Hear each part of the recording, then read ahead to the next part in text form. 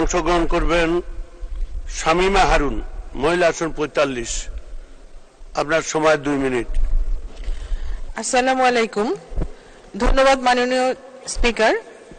আমি শামীমা হারুন, আমার আসন মহিলা আসন ৪৫।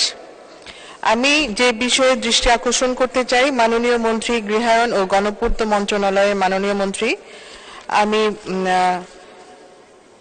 ওনার দৃষ্টি আকর্ষণ করে বলতে চাই, চট্টগ্রাম শহরে বিভিন্ন স্থানে গণপূর্ত বিভাগের খালি জায়গায় বিভিন্ন ব্যক্তি সংস্থা, কখনো কখনো স্বায়ত্তশাসিত সংস্থা অবৈধভাবে সৌন্দর্য বর্ধনের নামে গাছপালা কেটে বাণিজ্যিকীকরণ করছে।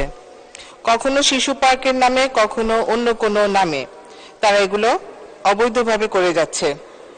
সরকারি জায়গায়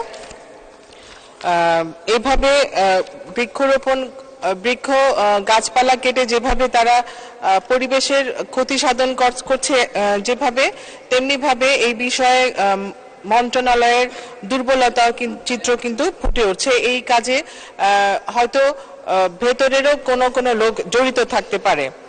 তো আমি এইভাবে এতে পরিবেশের মারাত্মক ক্ষতিগ্রস্ত হচ্ছে এবং হয়তো কোনো আবাসিক এলাকায় তারা বাণিজ্যিকীকরণ করছে, টাকা নিজেরাই লাভবান হচ্ছে, এই ছোট ছোট দোকান করছে, খাওয়ার স্টল দিচ্ছে, অথচ একটি শহরে নগরে যে পরিকল্পিত একটি নগরায়ন যে প্রয়োজন, সেখানে গাছপালা থাকবে যাতে আমাদের পরিবেশের দূষণ না হয়। আমরা গত সপ্তাহে পুরো বাংলাদেশ, পুরো দক্ষিণ এশিয়া একটি হিট ওয়েভ আমরা প্রত্যক্ষ করেছি।